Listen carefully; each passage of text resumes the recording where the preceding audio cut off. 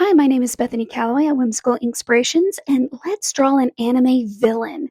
So to start off, we are going to draw a circle, a rectangle, and a triangle, and this is going to be his face.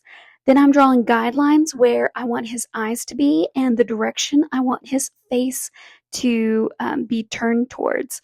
So I'm going to block out the eye, and because sometimes with a three-quarter turn face, which is the face I'm drawing here, it's hard to get the eyes even. And so to avoid the struggle of drawing the second eye, I just drew an eye patch.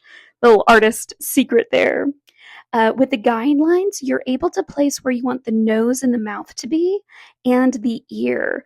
Where you draw your guideline for your eyes on the side of the head, that's where you draw your ear.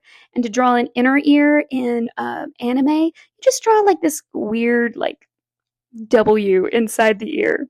And then because it's anime, we want big dramatic hair because that's what they like. And because this is a villain, we want very sharp, straight edges in his features and in his hair.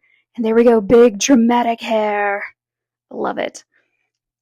Oh, fun fact about anime, the anime is the cartoon and manga is the graphic novel. So technically, this is a manga drawing. Adding a scar because he's a villain, and scars make them look even more villainous as well. Now I am drawing where I want my highlight to be. In anime drawings, the highlight and the shading are a very harsh line. We're not really going to blend anything in. We want those kind of sharp edge lines in there. Once we're done drawing, we're going to be outlining our villain as well. I just use a black ink pen. Most animes are outlined in black, and cartoons or the graphic novel, so in anime or in manga. And so that's what we're going to be doing.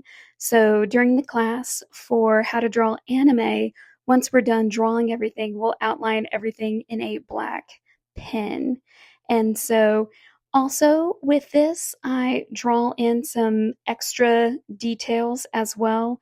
And I'm not going to be outlining where I drew my highlights at, because even though it's a sharp line between highlights and shadows, there's no black line between it. The black lines usually define the features, the hairs, the clothing, and the face.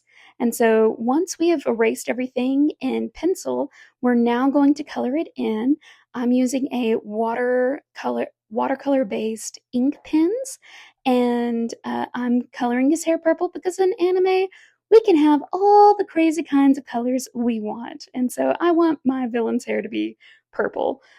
For the class How to Draw Anime, you can color in any color of hair that you want for your characters.